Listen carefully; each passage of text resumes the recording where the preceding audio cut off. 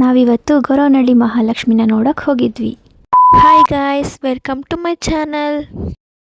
ಇವತ್ತು ಗೊರವನಹಳ್ಳಿಗೆ ಹೋಗೋಣ ಅಂದ್ಬಿಟ್ಟು ಬೆಳಗ್ಗೆ ಬೇಗ ಎದ್ದು ಬಾಗಿಲು ತೊಳೆದು ರಂಗೋಲಿ ಹಾಕಿದೆ. ಆಮೇಲೆ ಪೂಜೆ ಮುಗಿಸ್ಕೊಂಡು ನಾನು ರೆಡಿಯಾಗಿ ಮನೆಯಿಂದ ಹೊರಟೆ. ಗೊರವನಹಳ್ಳಿಗೆ ನಮ್ಮ ಅತ್ತೆನೂ ಬರ್ತೀನಿ ಅಂತ ಹೇಳಿದರು. ಅದಕ್ಕೆ ನಮ್ಮ ಅತ್ತೆ ಮನೆ ಕಡೆ ಬಂದೆ. ನಮ್ಮ ಅತ್ತೆ ಮಗಳು ಊರಿಂದ ಈ ಹಣ್ಣು ತೊಗೊಂಡು ಬಂದಿದ್ಲು. ಈ ಹಣ್ಣು ಹೆಸರು ನಿಮಗೆ ಗೊತ್ತಿದ್ದರೆ ಕಮೆಂಟ್ ಮಾಡಿ ಗೈಸ್. ನನಗಂತೂ ಇವ್ರನ್ನ ಕಾದು ಸಾಕಾಗೋಯ್ತು ಗೈಸ್. ನಾನು ಅಷ್ಟು ಬೇಗ ಬಂದಿದ್ದೀನಿ, ಇನ್ನೂ ರೆಡಿ ಆಗಿರಲಿಲ್ಲ. ಆಮೇಲೆ ಹೆಂಗೋ ರೆಡಿ ಆದರು. ಅಲ್ಲಿಂದ ಆಟೋ ಹತ್ಕೊಂಡು ನಾವು ಬಸ್ ಸ್ಟ್ಯಾಂಡ್ ಕಡೆ ಹೊರಟ್ವಿ. ಆಟೋದಲ್ಲಿ ಜಾಗ ಇರಲಿಲ್ಲ, ಅದಕ್ಕೆ ನಾನು ನಮ್ಮ ಅತ್ತೆ ತೊಡೆ ಮೇಲೆ ಕೂತ್ಕೊಂಡ್ಬಿಟ್ಟಿದ್ದೆ.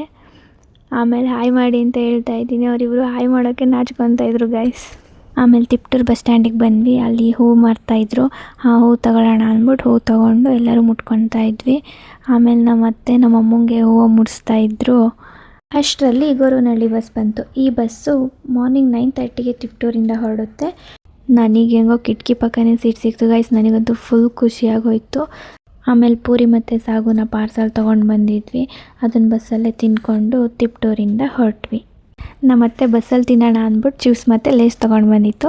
ಅದನ್ನು ಕೈಯಲ್ಲಿ ಇಟ್ಕೊಳಕ್ಕಾಗ್ತಿಲ್ವಲ್ಲ ಅಂದ್ಬಿಟ್ಟು ತಿನ್ನು ಅಂತ ನಾನು ಅನಿಸ್ತಿತ್ತು. ಈಗ ತಾನೇ ತಿಂಡಿ ತಿಂದಿದ್ದೀನಿ, ಹೆಂಗೆ ಇಷ್ಟು ಬೇಗ ಚಿಪ್ಸ್ ತಿನ್ನೋಕ್ಕಾಗುತ್ತೆ ಅಲ್ವಾ ಗೈಸ್. ಆದ್ರೂ ಪರವಾಗಿಲ್ಲ, ಒಂದಾದರೂ ತಿನ್ನೋಣ ಅಂದ್ಬಿಟ್ಟು ಇಸ್ಕೊಂಡು ತಿಂತಾ ಇದ್ದೆ. ಆವಾಗ ನಮ್ಮತ್ತೆ ಕಂಡಕ್ಟ್ರು ನಗೋದೇ ಇಲ್ಲ ಅಲ್ವಾ ಅಂತಂತು. ನಾನು ಯಾಕೆ ಅಂತ ಕೇಳಿದೆ. ಅದಕ್ಕೆ ಏನು ಹೇಳ್ತಿದೆ ನೋಡಿ ಗೈಸ್.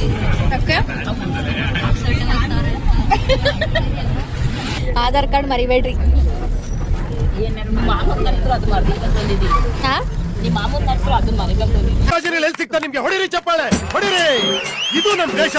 ಅದನ್ನೇ ಹೇಳ್ತಿರೋದು ಅಮ್ಮಂತೆ. ಅವಾಗ್ಲಿಂದ ಗಂಡನ್ ಬೇಕಾದ್ರೆ ಮರಿತಾರಂತೆ, ಆಧಾರ್ ಕಾರ್ಡ್ ಮರಿಯಲ್ವಂತ ಹೆಂಗಸರು ಕಂಡಕ್ಟರ್ ಹೇಳ್ತಾರಂತ.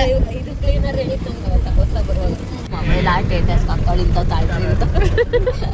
ಸಖತ್ತಾಗಿದ್ದಾವೆ ಫೋನ್ ಉಂಟು. ಹೊಸ ಡಿಸೈನು, ಹೊಸ ಡಿಸೈನ್ ಬೇಕಾರೆ ಏನಾಯ್ತು ಅದ್ರಲ್ಲಿ ಹೊಸ ಡಿಸೈನ್ ಅಲ್ಲಿ ಮಾತ್ರ ಫೋನ್ ಬರೋದು. ಈ ತರ ಒಂದು ಮ್ಯಾಟ್ರೇ ನಮಗೆ ಗೊತ್ತಿಲ್ವಲ್ಲ. ನಾನು ಒಂದು ಪರ್ಸ್ ತೊಗೊಂಡು ಬಂದಿದ್ದೆ ಗೈಸ್. ಆದರೆ ಅದರಲ್ಲಿ ಏನೂ ಇರಲಿಲ್ಲ, ಫುಲ್ ಖಾಲಿ ಇತ್ತು. ಅದಕ್ಕೆ ನಮ್ಮಮ್ಮ ಒಂದು ಬಿಸ್ಕೆಟ್ ಆದರೂ ಇಟ್ಕೋ ಅಂತಂದ್ಬಿಟ್ಟು ಕೊಡ್ತು. ಬಸ್ಸಲ್ಲಿ ಒಂದು ಆಂಟಿ ಹೂವನ್ನ ಮುಟ್ಕೊಂಡಿದ್ರು. ನಾವು ಚಿಕ್ಕ ವಯಸ್ಸಲ್ಲಿದ್ದಾಗ ಸ್ಕೂಲಿಗೆಲ್ಲ ಈ ಹೂವನ್ನ ಮುಟ್ಕೊಂಡು ಹೋಗ್ತಾ ಇದ್ವಿ.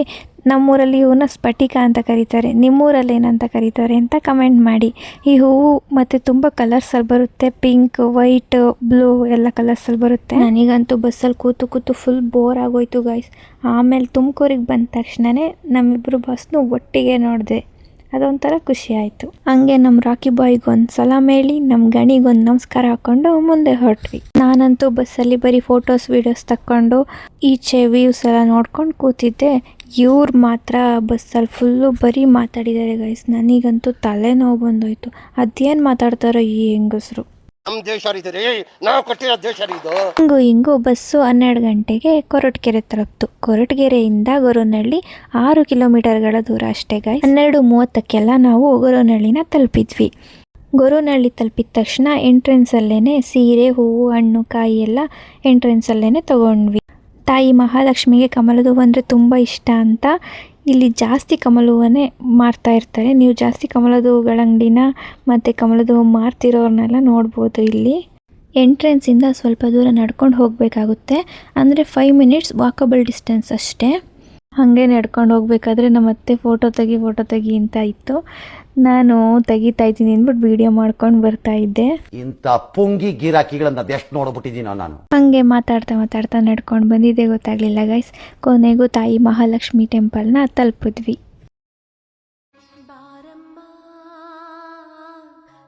ದೇವಸ್ಥಾನದ ಪಕ್ಕನೇ ಸಂಪಿಗೆ ಹೂವು ಮಾರ್ತಾಯಿದ್ರು ಗೈಸ್. ಅದನ್ನು ತಗೊಂಡು ದೇವಸ್ಥಾನದ ಒಳಗೆ ಹೋಗೋಣ ಅಂತ ಹೊರಟ್ವಿ.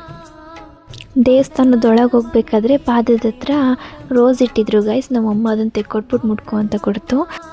ಅದನ್ನು ಮುಟ್ಕೊಂಡು ದೇವಸ್ಥಾನದೊಳಗೆ ಹೋಗೋಣ ಅಂತ ಹೋಗ್ತಾ ಇದ್ವಿ. ನಮ್ಮತ್ತೆ ಆವಾಗ ಗೋವಿಂದ ಅಂತ ಹೋಗ್ತಾಯಿತ್ತು. ನಾನು ಗೋವಿಂದ ಮಹಾಲಕ್ಷ್ಮಿ ಟೆಂಪಲಿಗೆ ಗೋವಿಂದ ಅಂತ ಹೋಗ್ತಿದ್ಯಲ್ಲ ಅಂತಂದೆ. ಅದಕ್ಕೆ ಅವ್ರ ಗಂಡನೇ ಅಲ್ವಾ, ದೇವ್ರಿಗೆ ಜಾಸ್ತಿ ಖುಷಿ ಆಗುತ್ತೆ, ಹಂಗೆ ಹೋಗು ಅಂತ ಹೇಳ್ತಾಯಿತ್ತು ಗೈಸ್. ನಾವು ದೇವಸ್ಥಾನಕ್ಕೆ ಶನಿವಾರ ಹೋಗಿದ್ದರಿಂದ ಅಷ್ಟೊಂದೇನು ಜನ ಬಂದಿರಲಿಲ್ಲ. ಅದೇ ನಾವೇನಾದರೂ ಶುಕ್ರವಾರ ಹೋಗಿದ್ದಿದ್ರೆ ತುಂಬ ಕಾಲಿಡೋಕ್ಕೂ ಕೂಡ ಜಾಗ ಇರ್ತಾ ಇರಲಿಲ್ವಂತೆ. ಅಲ್ಲಿ ಪೂಜಾರೆಲ್ಲ ಹೇಳ್ತಾಯಿದ್ರು. ಆಮೇಲೆ ಅಮ್ಮನವರ ಉತ್ಸವ ಮೂರ್ತಿಗೆ ಹಣ್ಣು ಕಾಯಿ ಮಾಡಿಸ್ಕೊಂಡು ನಮ್ಮತ್ತೆ ಒಂದು ಬೊಕ್ಸೆ ಕಾಯಿನ ಹಾಕ್ತೀನಿ ಅಂತ ಹರಕೆ ಮಾಡ್ಕೊಂಡಿದ್ರಂತೆ. ಆ ಕಾಯಿನೆಲ್ಲ ಉಂಡಿಗೆ ಹಾಕಿ ನಾವು ಗರ್ಭಗುಡಿ ಹತ್ರ ಹೊರಟ್ವಿ. ಗರ್ಭಗುಡಿಯಲ್ಲಿ ಮಾತ್ರ ದೇವರಂತೂ ತುಂಬ ಚೆನ್ನಾಗಿತ್ತು ಗೈಸ್. ನನಗಂತೂ ತುಂಬ ಇಷ್ಟ ಆಯಿತು. ಅಲ್ಲಿ ಫೋಟೋ ವೀಡಿಯೋಸ್ ಎಲ್ಲ ಅಲೋ ಇರಲಿಲ್ಲ, ಆದ್ರೂ ಹಿಂದೆ ಇದ್ದಾಗ ಸ್ವಲ್ಪ ವೀಡಿಯೋಸ್ ಮಾಡ್ಕೊಂಡಿದ್ದೀನಿ. ಹಾಗೆ ದೇವರಿಗೆಲ್ಲ ಕೈ ಮುಕ್ಕೊಂಡು ಈಚೆ ಬರಬೇಕಾದ್ರೆ ಅಮ್ಮನವ್ರ ದೇವಸ್ಥಾನದ ಮುಂದೆಯೇ ನವಗ್ರಹ ದೇವಾಲಯ ಮತ್ತು ಪ್ರಸನ್ನಾಂಜನೇಯ ದೇವಾಲಯ ಇತ್ತು. ಅಲ್ಲಿಗೂ ಹೋಗಿ ದೇವರಿಗೆ ನಮಸ್ಕಾರ ಮಾಡಿಕೊಂಡು ದೇವಸ್ಥಾನದ ಮುಂದೆಯೇ ಅರಳಿ ಮರ, ಬೇವಿನ ಮರ ಮತ್ತು ಬನ್ನಿ ಮರ ಎಲ್ಲ ಮರಗಳು ಒಂದೇ ಕಡೆ ಇತ್ತು. ನಮ್ಮಮ್ಮ ಬಾ ಅಲ್ಲಿ ಪ್ರದಕ್ಷಿಣೆ ಆಗುವಂತೆ ಅಂತ ಕರ್ಕೊಂಡೋಗಿದ್ರು. ಅವ್ರು ಮಾತ್ರ ಸುಮ್ಮನೆ ಕೂತ್ಕೊಂಡು ನನ್ನ ಮಾತ್ರ ಸುತ್ತಿಸಿದ್ರು ಗೈಸ್. ನನಗೆ ತುಂಬ ಬೇಜಾರಾಗೋಯ್ತಿದ್ದಂತು. ಆದರೂ ಏನು ಮಾಡೋಕ್ಕಾಗುತ್ತೆ, ದೇವ್ರ ವಿಷಯ ಅಲ್ವಾ, ಇಲ್ಲ ಅನ್ನೋಕ್ಕಾಗಲ್ಲ. ಅದಕ್ಕೆ ದೇವರಿಗೆ ಪ್ರದಕ್ಷಿಣೆ ಹಾಕ್ಕೊಂಡು ಕೈ ಮುಗಿದು ಅಲ್ಲಿಂದ ಕಮಲಮ್ಮನವ್ರನ್ನ ನೋಡೋಣ ಅಂತ ಹೊರಟ್ವಿ.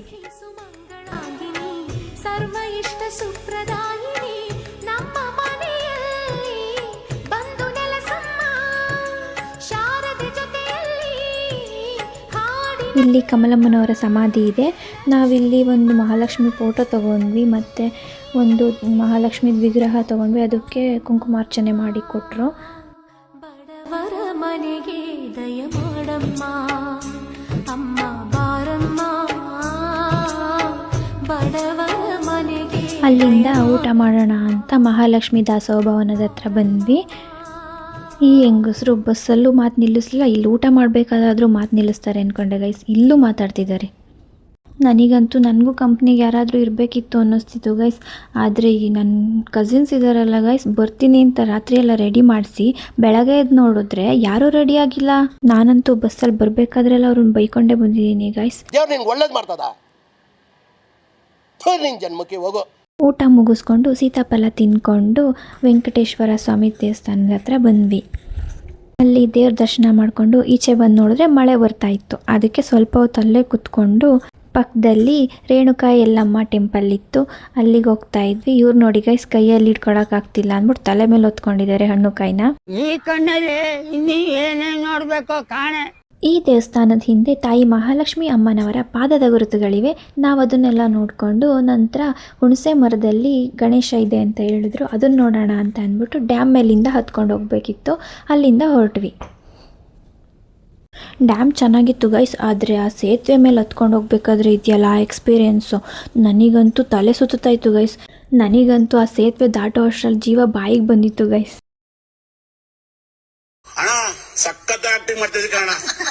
ಕೊನೆಗೂ ಎದ್ರುಕೊಂಡೆ ಸೇತುವೆ ದಾಟಿದ್ದಾಯಿತು ಗೈಸ್. ನನಗಂತೂ ಫುಲ್ ಭಯ ಆಗೋಯ್ತು. ಅಲ್ಲಿ ಬೋಟಿಂಗ್ ಕೂಡ ಇತ್ತು ಗೈಸ್, ಆದರೆ ನಾವು ಹೋದಾಗ ಎಲ್ಲ ಬೀಗ ಹಾಕಿದ್ರು. ಆಮೇಲೆ ಸೇತುವೆ ದಾಟ್ಕೊಂಡು ಕೊನೆಗೂ ಹುಣಸೆ ಮರದ ಗಣೇಶನ ನೋಡೋಕೆ ಬಂದ್ವಿ.